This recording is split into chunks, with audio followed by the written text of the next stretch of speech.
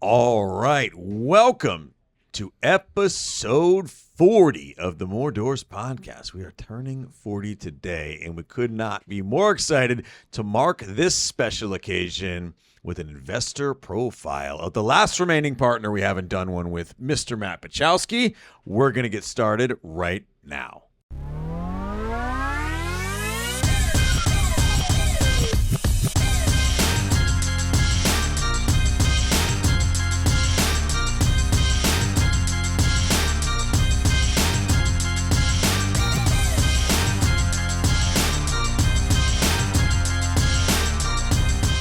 All right, welcome back. Episode 40 of the More Doors podcast. This is going to be a good one. I'm really excited to do our investor spotlight on Mr. Matt Buchalski. But first, we've got to thank the people that make this happen. Head on over to deepbluere.com, the home of Deep Blue Capital. If you're looking to grow your wealth, your passive income, get all those tax advantages, go check out what we're doing over there. We're in the middle of a great project here locally that we're about to wrap up. We're really excited. So check out deepbluere.com and go create your investor profile over there. Then head on to Tour Studios and get connected with Jesse for all your multimedia content, podcast creation needs. He has a really awesome growing list of clientele. It's really cool to meet everybody that's been coming in here and using the studio and doing their shows. And it's just been really amazing to see that business grow. So check out Tour Studios, TORE studios.com. Let's dive in. What's up, boys? What's up? What's going on? Feeling like I'm in the hot seat today. I know. Actually, do we have a couch somewhere that I can like lay down and put my feet up? And we did talk about that. We did, right? I mean, he did put his notes away. He brought I notes. did not bring notes. Oh my God. Okay. Yeah. Look, just for our listeners, those who are actually watching, there are blank pages.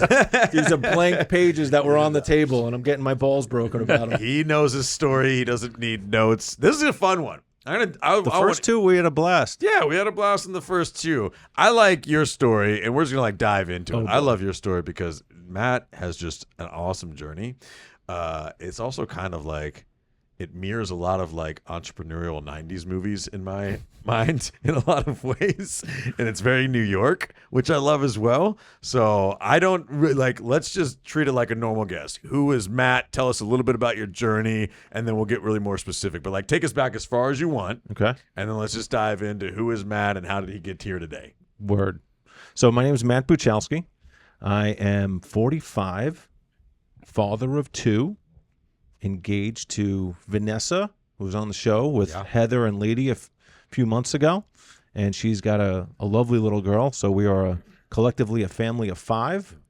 I was originally born in New York, and I'm sure there's probably some listeners that are like, "You're not from around here, boy." Right? That's true. I moved here about 10 years ago on a corporate reload program package from an employer I worked for at the time. Grew up in New York. Grew up without much, you know. Mom was a stay-at-home mom for a long time, and then started to work in the New York City public school system, which is lots of hours and not a whole lot of money. Mm-hmm. And my father was a mechanic, kind of did a lot of odd jobs. Worked at Pan Am before they went bankrupt, kind of blast from the past. Used to work the night shift and didn't see him much. But I was always a hard worker in school. Always very entrepreneurial. I had my first paper out when I was 11 in the snow and the rain in New York. And those December and January months really sucked. But always realized that I needed to have money in my pocket somehow. So I got the paper out, and then I worked at a butcher shop, worked at a bakery. I had a kind of my own little side hustle, melting lead in my parents' garage to make fishing sinkers so that I can barter them to go fishing for free. Really? Oh, yeah. Did you wear gloves? I did. I wore gloves, but no mask. Oh, and that's so smart. Like thinking about melting lead in the garage, like maybe that's why I'm the way I am now. I don't know. But yeah, so it was weird because I found I started to go off on a tangent already, but I found out that I could go to the salvage yard next to my parents' house and buy lead for 25 cents a pound. And then I could spend an afternoon on a weekend and melt them down into sinkers. Yeah. and then I could sell those sinkers for 10 cents an ounce. Yeah. Or I could bring a bag to a fishing boat that I wanted to go fishing on, and they'd be like, all right, kid, you can fish for free. Right? Which is just as good in Just your as eyes good. back then. Yeah, it's just what I wanted to do. Yeah. But I always just had this desire to like work, put in the work, make money. I didn't grow up with much, and I'm like, if I wanted to have the starter jacket when I was a teenager, or if I wanted to have the cross-colored pants or the Carl Kanai jeans, which were kind of a thing back then, I had to have money, and so I always did what I needed to do in order to have that kind of coin. My dad split. My parents were getting divorced or got divorced, and my dad split when I was 16. And for a long time, I kind of carried that in a very destructive way, and saw it as kind of him abandoning us, my mom, my sister, and me. And in many ways, he did. And it took me a long time to kind of channel that anger and disappointment and solitude into something that would really kind of fuel and propel me. Probably took me the better part of 10 years, but finally figured out how to do that, and it's been a really fun run since. Yeah. Dropped out of college. I got a partial ride to NYU. Dropped out of college after my sophomore year, and my mom was like, if you're not going to college, you got to work. Yeah. And I was like, okay. So started to get out into the workforce even more professionally. Yeah. So because I don't want to have to backtrack with like 15 different please questions because that like I'm already getting like a whole bunch of different things, right? Because I want to talk about college and all that type of stuff too. But come from a very hardworking family. Dad's a mechanic. Mom works in the public school system, which is not an easy job. No. So very diligent, but not necessarily entrepreneurial pursuits. What is it that you attest the idea that you have always been an entrepreneurial, or at least have the mindset of an entrepreneur from a very young age? Where does that come from? Well, I think it came from the paper route, and I think it came from like, the fishing sinker experiment, right? And I was very aware of the fact that my mom and dad were trading money for time. And whenever they needed to make more money, they went out and got another job. Yep. Right. So, and then at one point or another, my father had like this, side hustle, house cleaning business, but that never really materialized. So at a very young age, I was very attuned to the fact that mom and dad were never home, working hard, didn't have much to show for it. And whenever they needed more or things got tight, they went to go work more. Yeah. And at some point or another in my life, it really kind of clicked about how to do things better. So in addition to working at the school, my mom worked at a restaurant. And especially after my dad split, she would work at the restaurant as much as she physically could. Yeah. And at that point, my mom's in her 40s, early 50s, and she would be working at the restaurant for 8 or 10 shifts a week, plus the school. Wow. Right?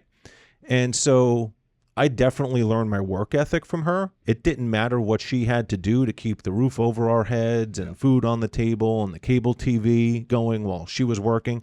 She just did it. Yep. But at some point or another, I said to myself, like, my God, this woman's working like 60, 70 hours just to keep the bills paid and the lights on. Like, how do I work? How do I learn that work ethic, but do things on a larger scale? Yeah. And that's always been kind of a driving force 100%. With what I do. And you keyed in on something earlier. I mean, not necessarily with the paper route, but it seems like you started to marry passion and business really early on. You're like, how can I go and fish for free? That's right. Right. And then you started to build a little business around that. So Exactly. I probably weren't even aware that you're doing that at the time.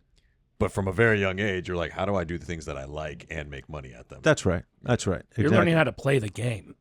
Right, you're mastering that game. Right. Where you're seeing the puzzle pieces before anybody else is, and you know how to put them together. Your mom working that much, the paper route, you have to get up every day, like you said. I mean, regardless if it's snowing, if it's raining, you have to deliver that. Did you have to bang doors to collect money too? Oh yeah, dude. That was my favorite. That was back in the day when you So I was a Boy Scout. So mom, right? My mom would take me to Boy Scouts Friday night at like 7 o'clock. We would wrap up about 8:30. I'd go collect Friday nights. Oh, really? Gave 0 Fs even back then. I'm knocking on your door, right? I don't care what you're doing on Friday night, but I'm knocking and I'm going to get paid. Man, what is it? Does it say anything or better off dead? $2.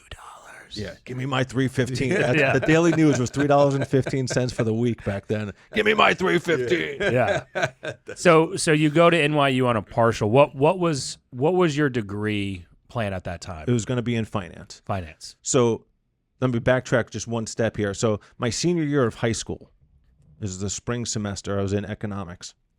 And I'm in class one day, and the teacher's like, we have a guest speaker today. And it was this very tall guy. I'll save his name, but he walked in. He had the monogram shirt. He had the fancy Italian shoes. He had the cufflinks, which were kind of a big deal back then. And like, man, I remember them being very, very sparkly, and Versace tie, which was big back then. And he talked about the fact that he owned a brokerage firm and he made $10,000 a day, whatever it was. Yeah. Right. And so I was just like enamored. I was like, that's the guy that figured out how to make all the money. Yeah. Right. So I remember waiting for him outside class, and I asked him for his card, and he gave it to me.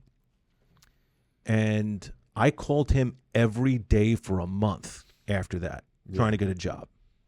And finally, his secretary put me through, and he's like, what do you want? I was like, dude, you came and talked to our class in Cardozo back in the day, and I want to interview for a job. He's like, really?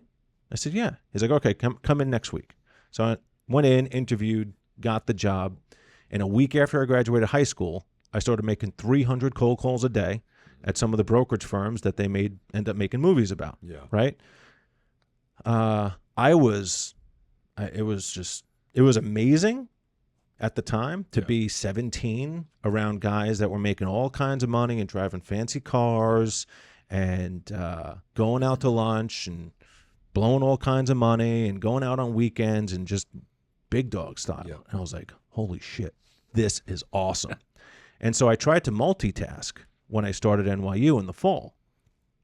And I don't know, in the spring semester of my freshman year, I just started to drift. You know, my first year classes were not challenging to me. Yeah. I remember literally telling my calculus teacher in math, like, dude, can you get to the point, right, in front of the rest of the class? Because I was just way past where he was. And so I just had this calling to keep on doing that. And then finally in the second year, I was making some money. And I just figured that the hour and a half commute to school every day and trying to do both, one had to give. And unfortunately for me, it was school. So you were still working at the brokerage firms when you started NYU? Yeah, dude. Okay. So I would go to that was a big part. I would go to school I'd take the first class at 8 o'clock in the morning so I could be done by 2 and then be on the phones by 4. So I would take the Long Island Railroad from NYU downtown or subway to Penn Station and then be on the phones 2 hours later. Wow. And I'd work until 7 or 8 o'clock at night. Yeah. So you start making money being around the right people, and then it becomes a pretty natural choice. Right. And I think, you know, the next kind of big kind of heartbreak for me is I was making some money. I was a trainee, if you will. Before I was making decent money, you know, I was getting paid $250 a week, right? There was no bonus. Yeah. And so I was wearing like Sims suits. I don't know if anybody remembers those. Yeah. clearance Sims, right? Yeah. It's just the clearance of the clearance, right? And but I was just making it happen, taking the bus to work or whatever I had to do. And I finally get licensed, and we did an IPO shortly after I got licensed. Nice. And it was legitimately one of these medical device companies that had a syringe that would lock after you used it, because at that point, like, drug use was prevalent. They didn't want disease to spread. And this was going to be the big thing. And I was like, here's my chance to make some decent money. And I think I did like 50,000 gross in commissions that month. Wow. I was 18, right? And but I was a junior broker. But because my license is seasoned, the whole thing. So I put all my trades under my mentor's license. We did the IPO, earned all these commissions. It was the day I was going to get my big check, right? And I had my shitty suit on and took the bus to work. And I'm like, this is the last day I'm ever going to take the bus to work. And I got there, and 45 minutes before I got there, he came in, got his check, and resigned. Oh, geez. And completely screwed me for all my money. So he took everything. Took everything. So that was the second time inside of 3 years that, like, the leading man in my life screwed me over. Yeah. And that took like knocked the wind out of my sails, and really kind of, it gave me a lot of trust issues for a while. Yeah, I can imagine. Right. But like to be heartbroken like that, as some of the guys in the office were like, shake it off. Like, dude, I just took the bus to work today to get this check. You dropped out of NYU. Dropped out of NYU, right? The whole thing, only to get totally screwed at the end. Yep. And it took me a while to rebound. And honestly, like after that day, I never really rebounded fully in that business. And all the things that you hear about drugs being in the office and all kinds of stuff at those places was absolutely true. And kind of started to go down that path for a while, and put a lot of pressure on my relationship with my family, and really distorted my view about the business world. Yeah. And put me down opened up the next chapter of my life, which was probably not the best one for me. Yeah. I mean, it sounds like along the way you probably had some glass shattering moments around, I can make money doing this, but is it the way that I want to live my life? It's exactly right. And so shortly after that, the NASDAQ stopped trading. I forget if it was trading in decimals and went to fractions, or the other way around. And the the dot-com bubble burst. This is like 1999. And I was like, I got to get out of this business. It's not good for me. I'm going down the wrong path. And so a buddy of mine that I was working with at the brokerage firm, he went over to a collection agency, and he was like, just come in. They're going to give you a job because I asked them to, right? And so I went to a collection agency, still eating the phones every day, but instead of raising money from high net worth individuals, I'm calling you on Saturday morning to get my MasterCard payments. Whole different type of grind. Literally the polar opposite. But you know what?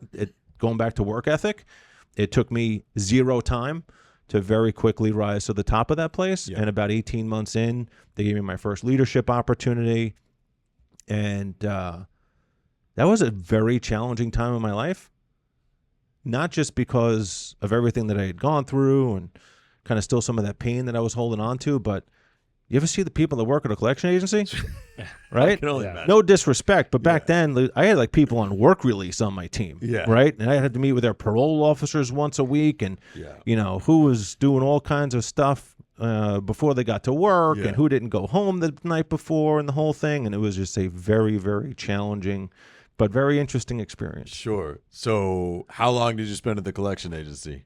Almost 5 years. Wow. Oh, wow. Almost 5 years. I lasted less than 30 days at one. Did you really? Oh, so you did it too? I did it. That wasn't in your profile. It was not. It was not. It was Wells Fargo used to have those little branches. Yeah. And they propped it up as a financial branch, saying like you were extending HELOCs or lines of credit, but you were calling people late pays and then trying to sell them a line of credit on top of it. And it was I think it was 3 weeks. So you lasted 5 years. I lasted 5 years. Yeah. I wasn't making great money, but I was making good enough money, right? And I was also a promoter in at the Limelight, New York City, famous club institution. So I ran Friday nights there, and I had a little bit of flexible schedule, so I can pick what days I wanted to go in at what times. So, I was doing that and going into Manhattan 3 or 4 nights a week, killing as many brain cells as possible on a nightly basis, throwing parties and having some fun. Yeah. But I was also a little bit of a derelict at the same time. So it was enough to keep me going. But I at one point or another, I knew I just needed more. Yeah. So then the same guy who got me the job at the collection agency, I actually just saw him in Boston. This guy was at my 21st birthday party. That's how long we know each other, right? Okay. And he called me up one day and he's like, dude, I'm moving to New Hampshire, or I've moved to New Hampshire, and I'm working for this great company. Why don't you come up here and work? I'm like, dude, how am I going to get to Manhattan 4 nights a week? Yeah, you're like, I live in the greatest city in the world. This is like the heyday of the New York City club scene. I'm like, I'm not ready for trees and forests in New Hampshire. And one day he calls me and he says, well, our VP of marketing sits in an office by himself. What if you started in that office, and if it works out, they'll let you start your own branch? And I said, now you're talking. Flew up there on my own dime. They gave me the job, flew back. First year, first remote employee ever to make President's Club. Wow. And made it every quarter and every year after that. And what were y'all selling? So it was an equipment finance company. So we're selling money, right? Okay. So we would make equipment finance leases to anything from startups to established businesses, typically very small, right? I think our ASP was 12,000, and we would do startup restaurants all the way up through computers and technology. We were selling startup loans at 33% APR plus our points. Wow. And on average in my selling career there, right, I averaged 12 points a deal. Wow. On top of the cost of funds. But at 12,000 ASP, it's still a lot of high volume you got to do. Oh, you got to be yeah. turning and burning Absolutely. all day. So it's still, you're on the phones Yeah. all day. All day. Yeah. All day. And so a year in, the CEO comes down, he looks at us, he's like, it's time to expand. And we went through kind of an exercise. It was my first opportunity to see how a CEO thinks. Yeah. And he walked us through the costs and the risks and the opportunity costs and kind of his thoughts on how big to go and the whole thing. And I was like, now let's go. Yeah. And I remember that weekend, my girlfriend at the time, we went around and looked for office space. We drove around on a Saturday afternoon and looked for office space. And Monday morning, I hit the phones. So now I'm not just hitting the phones for work. Now I'm hitting the phones on business expansion, finding a great office space and touring and the whole thing. And I got super proud and very, very motivated by the growth aspect of that business. Even though it wasn't necessarily impacting me short term, it was going to impact me long term. Absolutely. So I grew that business out, and I think at the peak, I had 25 people working in the office. We did about 35 million in sales over that run together, and 2008 happens, right? And a couple of our funding sources went out, and it was very difficult for us to rebound. So in 2010, I'm looking around, and everybody had the iPhone, and I had a BlackBerry, right? Yeah. And I was playing Brick Breaker and all kinds of the old school games. But I was like, something's about to happen technology-wise. So I decided to leave finance and go to technology, and I'm like, cell phones seem to be cool. I'll go to T-Mobile. And I joined the only fucking company without the iPhone at the time. I was like, you're an idiot. Oops. Right? So long story short, I decided that I need to do much better work on jobs and research, and did a year at T-Mobile, and then a big technology company, CA Technologies, the former Computer Associates, they had a job, and I just made it my job to get it. And I started to learn enterprise software. So I did 4 years at CA Technologies. They relocated me down here. Stayed with them about a year after I relocated. Did about 2.5 years at HPE. Did 2.5 years at a very exciting business intelligence startup called ThoughtSpot. And now I've been at RealPage for very quickly coming up on 4 years. 4 more years. Wow. Nice. What was your when you were getting relocated here to Texas? What was your thought process around that? I had kicked around the idea of leaving New York a couple of times, and I thought I was going to end up in like North Carolina. I was going to still be coastal, so Texas really was never an option. And then my boss at the time, who offered me the opportunity, he made it very easy. He's like, "Why don't you just come down and check it out? Right? Expense it, the whole thing. Yeah. Just come see if you like it." Yeah. So I did, and I was just talking to Vanessa about this last night. It's so funny. And I had no idea what to expect in Texas. Had you ever been to Texas I'd before? never been to Texas before. Okay. This was legitimately my first time. Yeah. Actually, I might have been to Austin once when I was like 2, but I don't remember it, right? Okay. It doesn't matter. And I got here and I was blown away, right? There was some good restaurants, cool people. The office space was very, very nice. And we sat down while I was here and we talked a little bit. And he's like, "We'll pay for you to come down. You can keep your New York money, and you just have to help me build this inside sales center of excellence." Wow. Okay.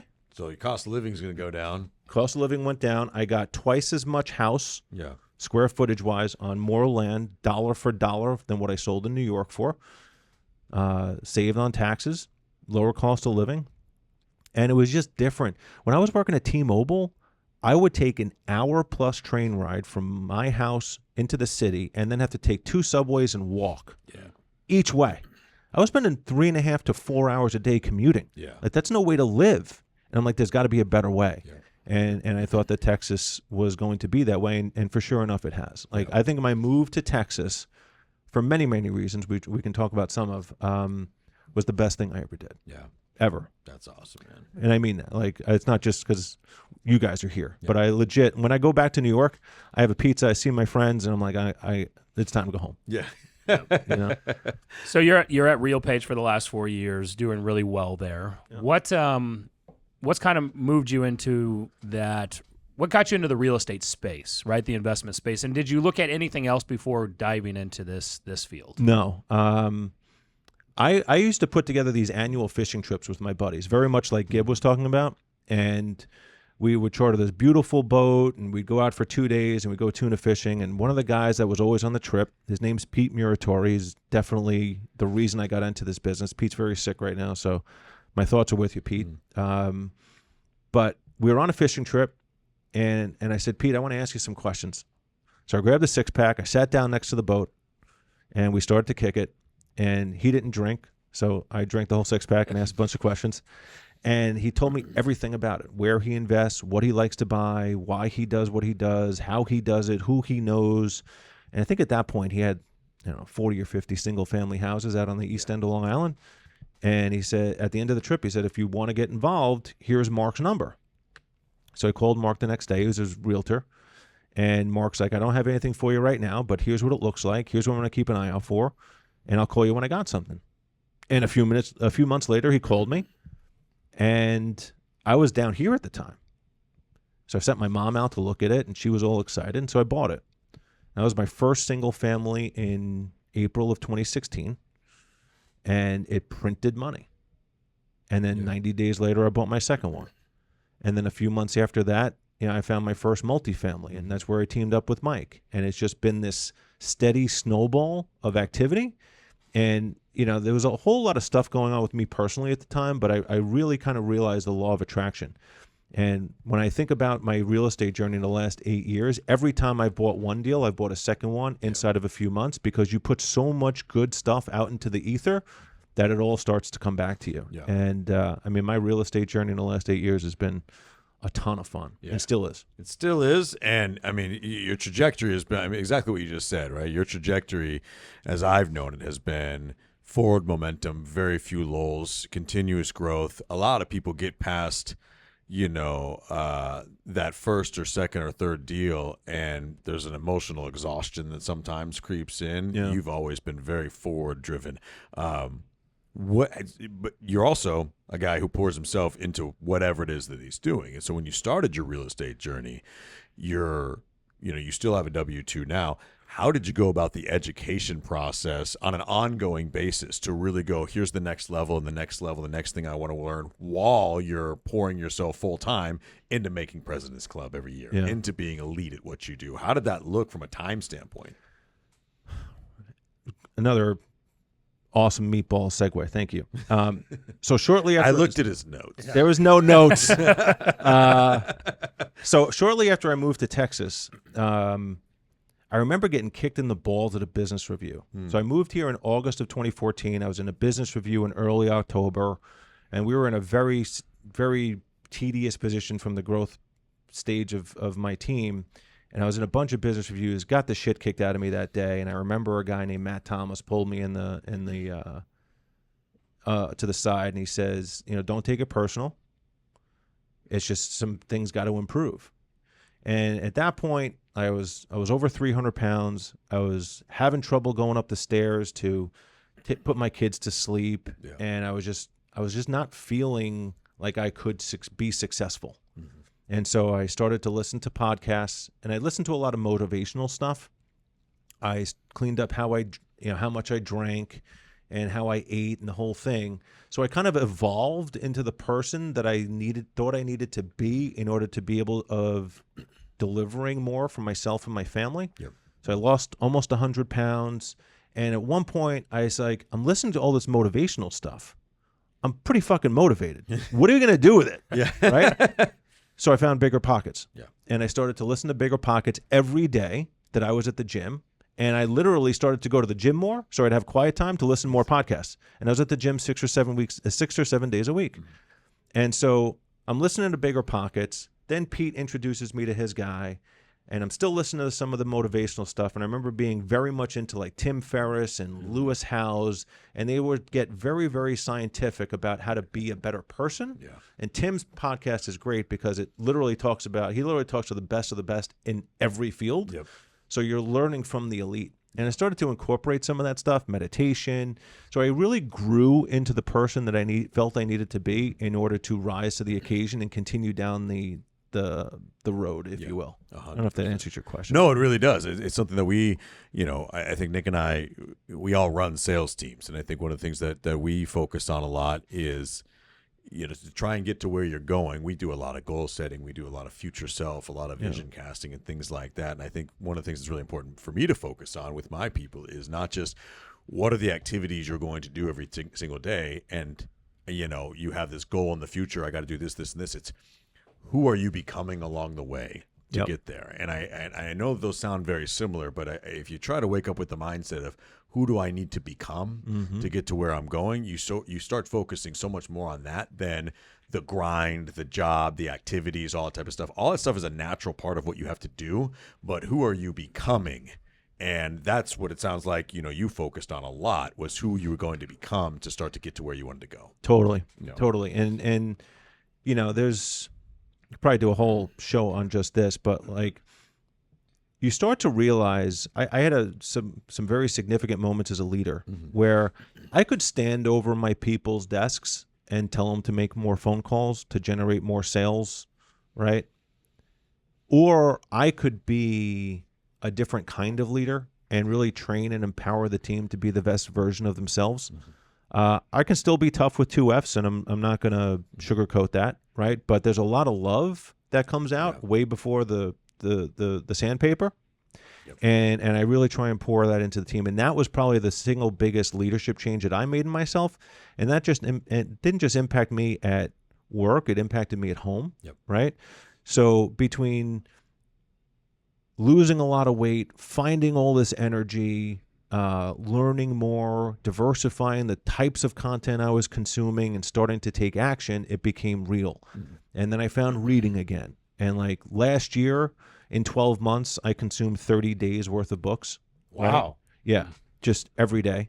Right. And learning a ton from books across leadership and motivation. And, I read The Art of Happiness by the Dalai Lama and had just how to be a more content person. And all these things have really helped me stay focused and become a better person, not just at work, but at home. Right.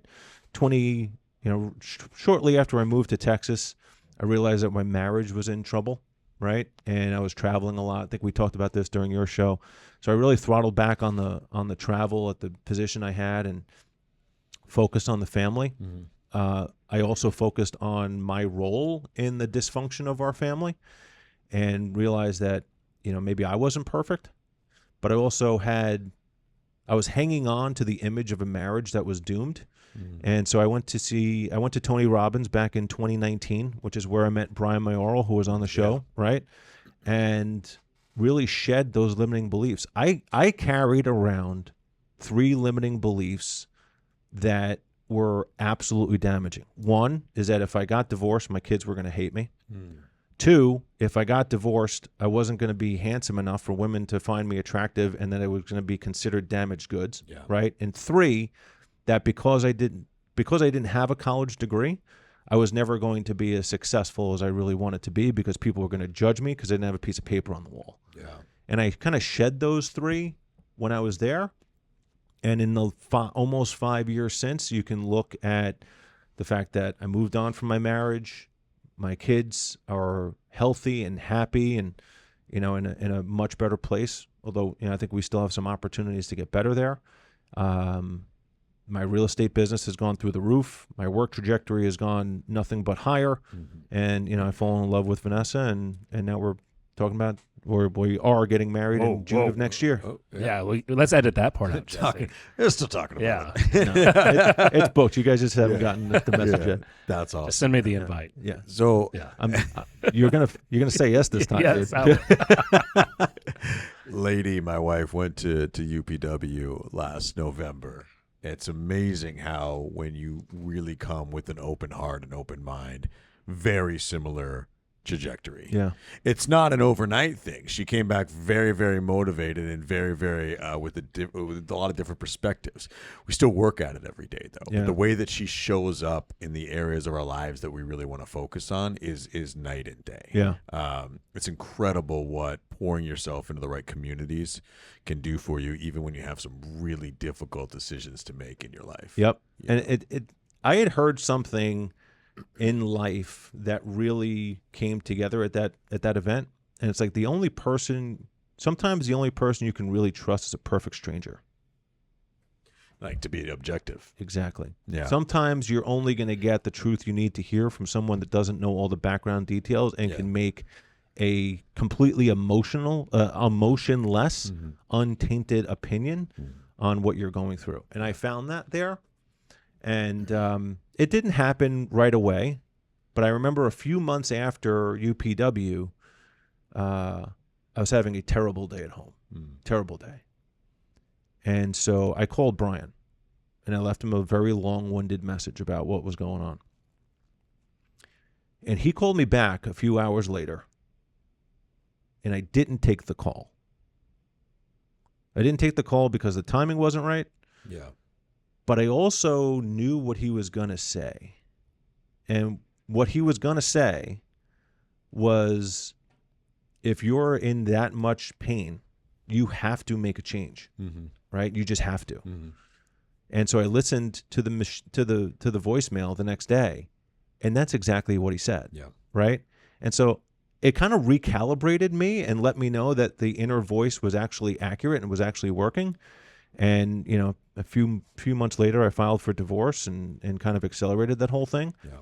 But it was a very painful decision, right? I've always said that I am not going to do to my kids what my father did to me and just leave and abandon us. And so I had to make commitments to myself that if this is what I'm going to do, that I'm going to fight for my kids and make sure that they have everything that they need. And that I was going to give them everything that I didn't get from my dad. Yeah. And those are commitments that I just refuse to break. Yeah. I love that, man. And it's, you know, from everything I know, you're holding up your end of the bargain. Oh, there. Thanks, bro. 100%.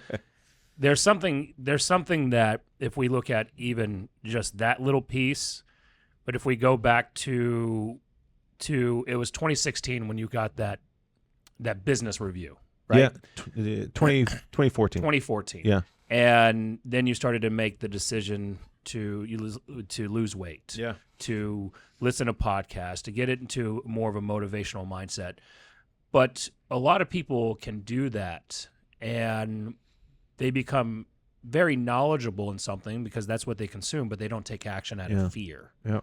What would you say? What's the difference in you on that? Because you are one thing. When we met here in October of 22, we decided to form, Deep Blue. It was a different name back then. That Brian liked to start.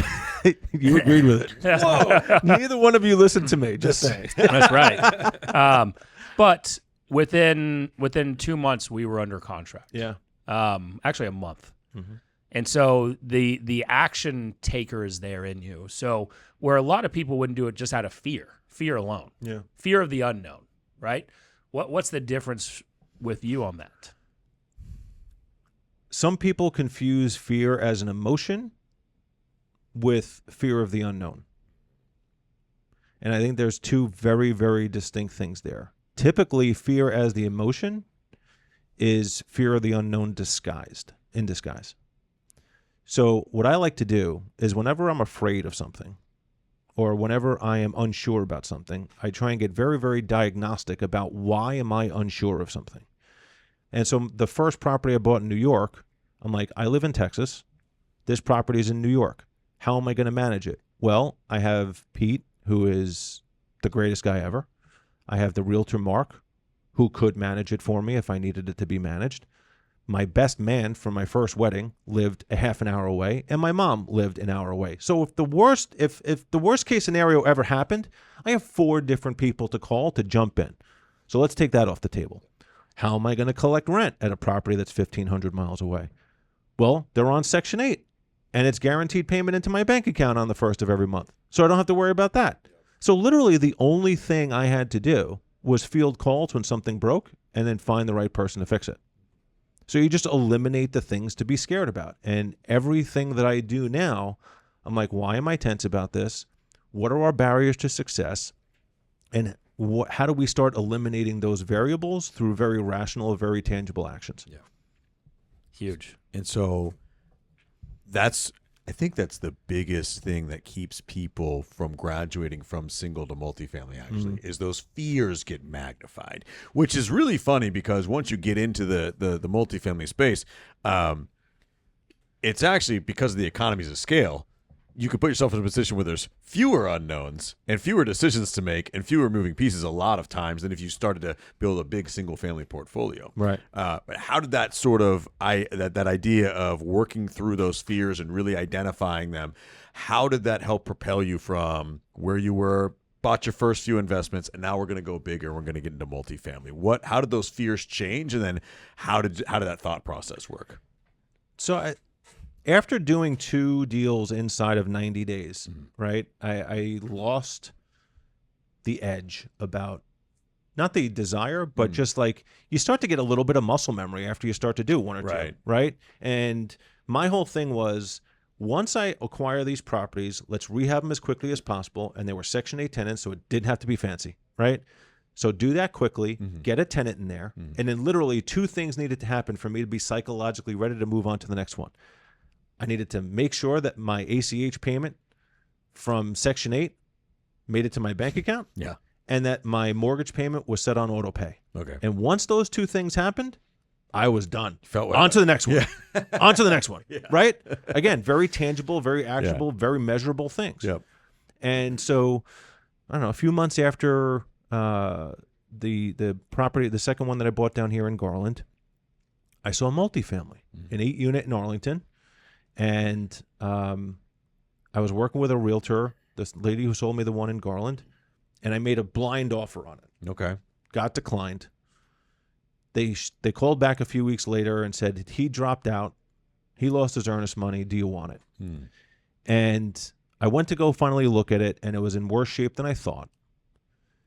And so a few months before that, I had sat down with Mike for the first time to have lunch. And he said, if you ever come up with a deal, give me a call. Yeah.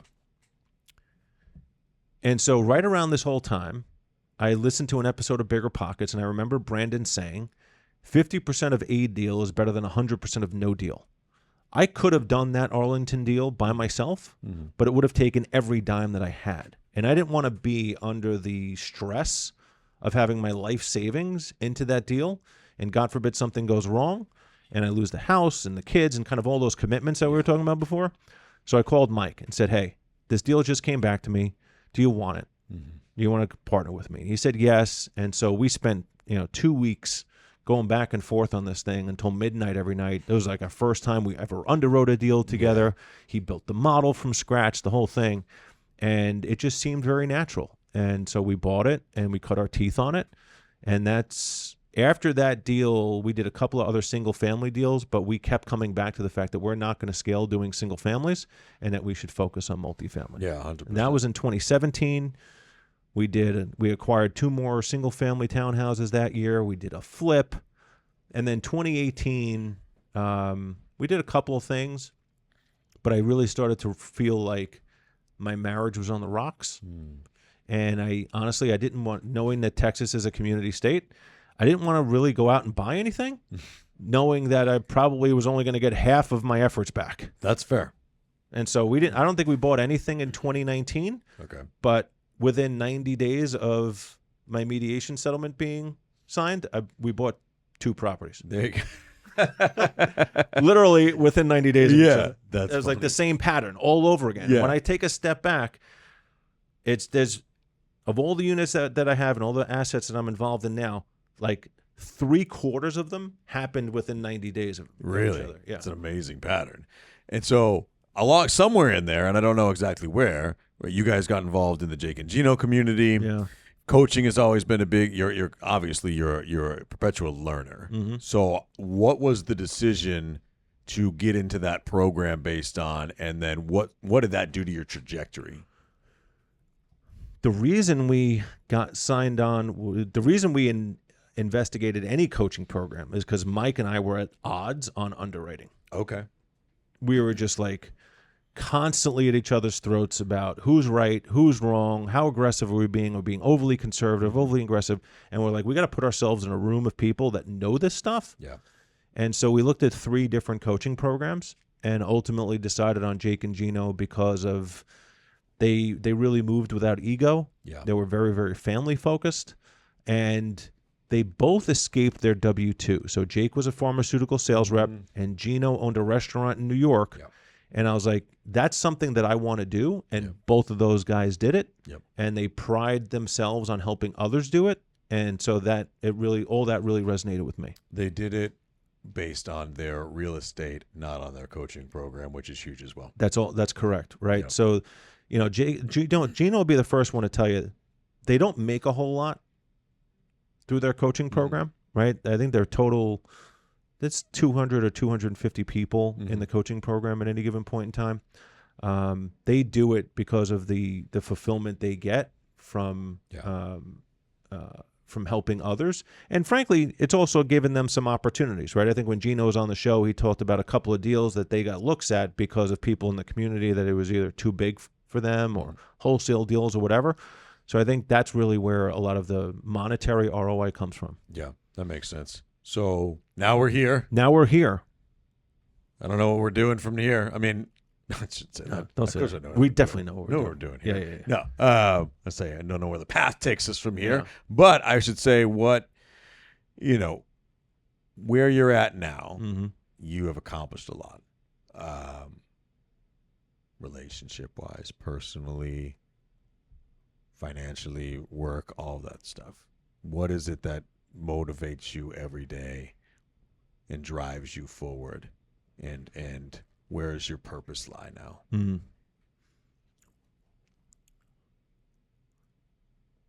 Every day I wake up and realize that there's always more to do, right? I think I'm getting to the age now where legacy starts to come into fray, right? And how do I set my children up to be successful? How do I set my upcoming marriage up to be successful? Yeah. Where are my values and priorities within that, right? You heard Ian on the podcast the other day, right? When he was number 1 in enterprise sales at Salesforce, he was living in airports and the constant business reviews and all that sort of stuff. And while making athlete money, for all intensive purposes, sounds great, it's a grind. Yep. And so I've become very, very clear on my values. And I don't think that, all right, let me say that differently. Those values are not negotiable to me. Yeah. Being home for my kids, being home with Vanessa. I mean, I work, right? But I'm there with them and I stay present. We have dinner together every single night, right? And those are non-negotiables to me. So I wake up every day with these beliefs and values and this framework that are non-negotiables and constants, and then jam all the other shit inside of it, right? I am ruthless at prioritization. I make sure that I take care of all the big rock issues as quickly as possible, and kind of prioritize the little rocks. Yeah. Being home with the kids every night is non-negotiable. I think I've missed 1 in the last, or 2 in the last year. Making sure that my team feels loved, they're getting developed, they're getting poured into, using your words, and that I'm seeing them be successful. Yeah. I got President's Club or Achievers Club a few months ago, and I was more proud of the fact that 20% of all winners came from my organization. Wow. Than I was that I made it. Yeah. Right? That's awesome. And that to me is an amazing statistic, especially inside of 4 years. And I want to continue to do that. Yeah. So to me, it's about building the legacy, getting fulfillment through different things, watching the bank account grow. Yeah, that's fun. Sure. Helping others do it, completely different, right? And one of the things that has really emerged for me as a priority and a passion project is helping technology salespeople set themselves up for financial success long term. Yeah. I've seen a lot of folks make a lot of money and go on spending sprees, Yeah. right? I could have a Rolex for every day of the week if I wanted it. Sure. I don't. Yeah. Right? I'd much rather put that money to work Yep. and build something that will last. Yep. I want others to get that same level of enablement and inspiration. I think corporate America spends a lot of money on sales training, Mm-hmm. like help them make a lot of money, help them get to President's Club, the whole thing, and then it stops. Yep. And they're like, okay, here's your check, Johnny and Susie. Good job. Figure it out. Yep. You start at zero again tomorrow. Yeah. Let's do this all over again, Yep. right? And Johnny and Susie, they get right back into the grind. Yeah. Where are they getting their financial education from? How are they putting that money to work? How are they setting themselves up long term so that maybe they're not in an airport at 60 years old chasing the next year's quota? Yep. And I'm very, very passionate about that by itself. And I'm trying to find ways to, include that in my mission statement on top of continuing to deliver at the office, continuing to deliver at home, continuing to deliver for our investors, right? So it's like, how do I balance all that? And I think one of the things I got to get better at is delegation and, hiring some of these other responsibilities out. But that's really my gravity right now. How do I keep my family moving in the right direction? How do I keep myself moving in the right direction? But more importantly, how do I give back to others in ways that help them long term? Yeah. And I think that's what is really interesting and really drives our partnership, all three of us forward, is that I think all three of us are in a position in our careers now where we've pretty much figured out how to make money, right? I don't think now varying amounts of it in different markets, all kinds of stuff. But if all of us wanted to go do something we hated tomorrow, we could go make money. Sure. But as you mentioned before, right? Making athlete money comes sometimes with a massive grind and huge trade-offs. And what can really burn you out about that, and I think that all of us have been in this position at one point or another, is there comes a threshold where more money does not equate to more meaning, and it certainly doesn't equate to more positive energy. And so I think that where you're at now, and certainly where I'm at now, is how do we not just make the money to hit the financial goals that we want, but do it in a way in which we find real purpose, we're creating a positive influence on the people around us, and genuinely bringing more meaning into what we do rather than just punching a clock, making the calls, and looking at the numbers in the bank go up. Because at the end of the day, when you come home and that's all you have left, there was really no purpose for it in the first place. Exactly. And I think that we've all learned that actually probably over the last several years of our careers, as incomes have increased for different reasons. You realize that that's just one piece of the equation. Absolutely. And I really love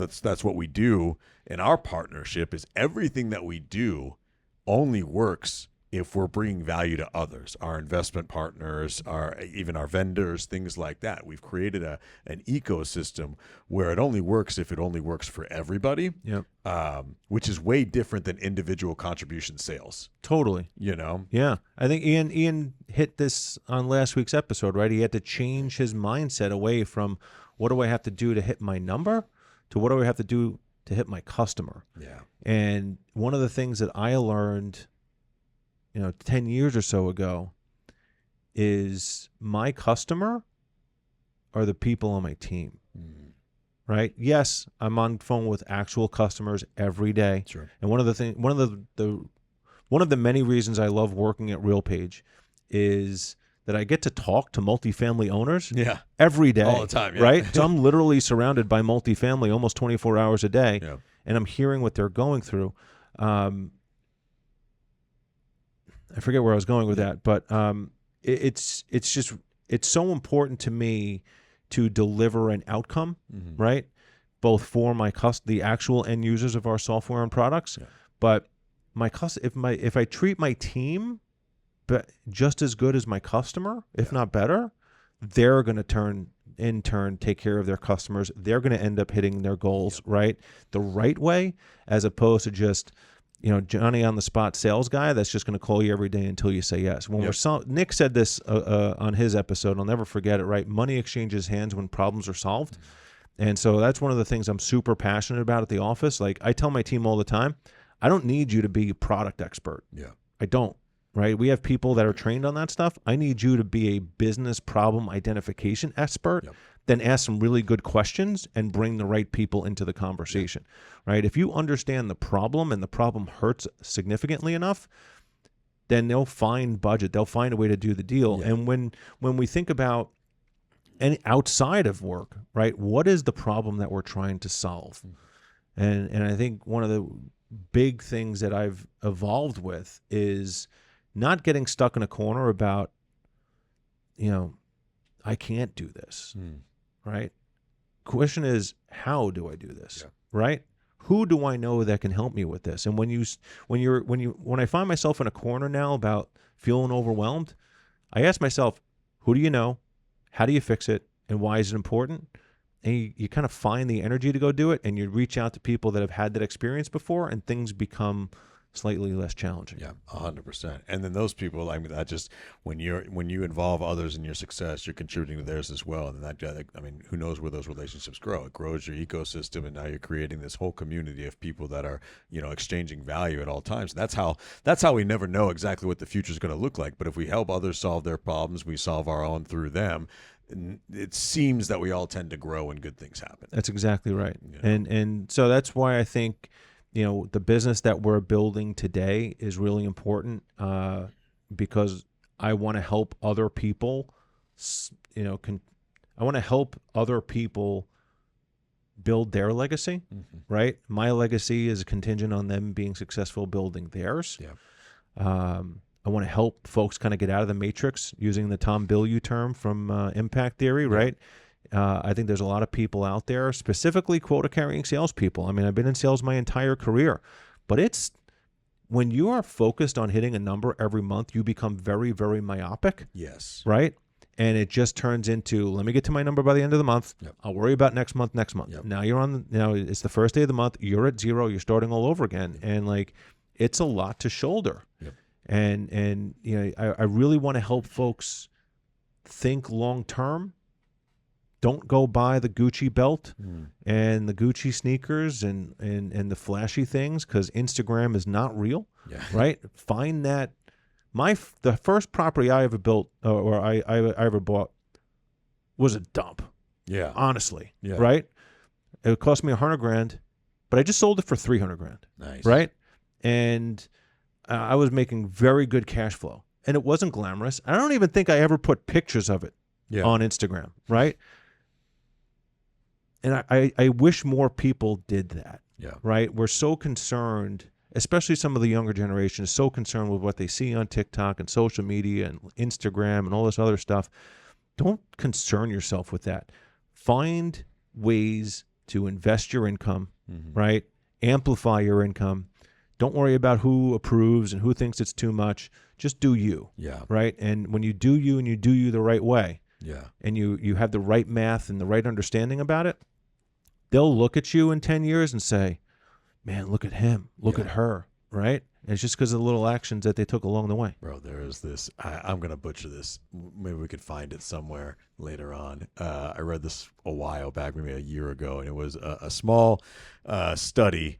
It's kind of hyperbolic, but it was a look at how many people from a company, a jet leasing company, can't remember what it's called, posted pictures of themselves on social media in the plane that they leased versus actual private jet owners who have ever posted a picture on social media of them in their jet. And it's like not even close. Yeah. It's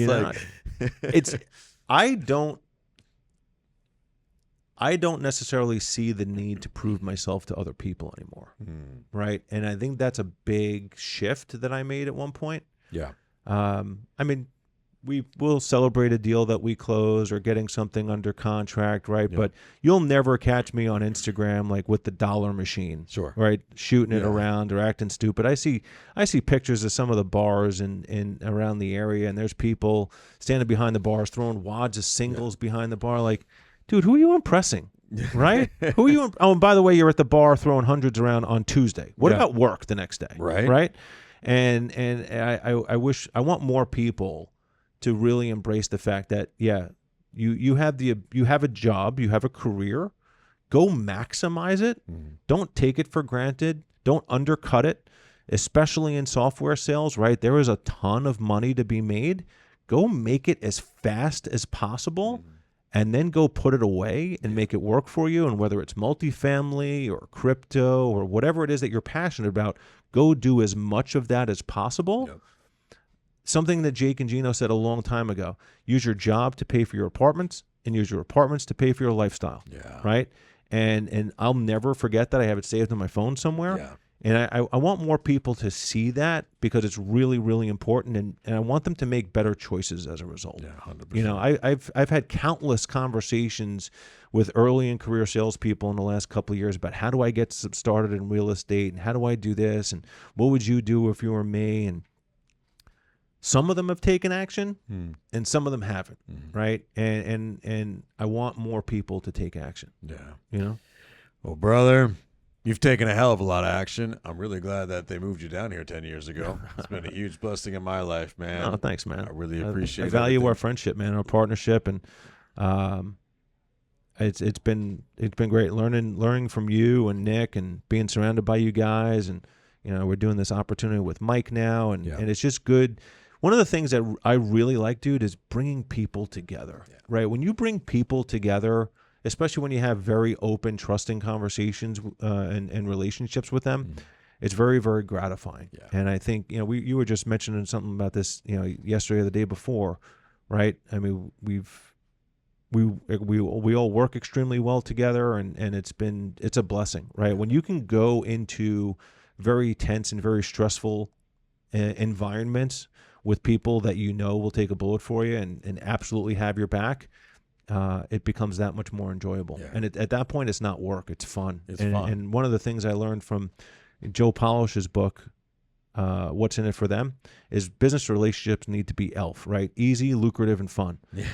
I'm not so worried about the easy part, right? But the lucrative and fun part is definitely important to me. And working with you guys and the group of investors that we work with and how we're growing our network, that stuff is lucrative and fun, and I want to do more of it every day. Absolutely, brother. Well, I'm happy to be on this journey with you, man.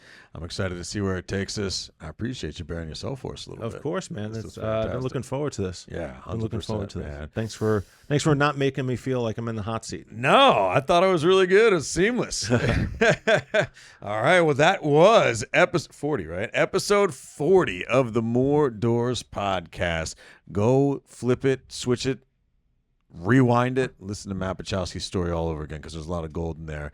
And I always get inspired just by talking to you and learning more about your story. And I'm excited about the journey ahead of us, brother. Absolutely, man. Thanks for doing this. Check out deepbluere.com. Check out TOREstudios.com. We appreciate you listening, and we'll see you next time. Thanks, everybody.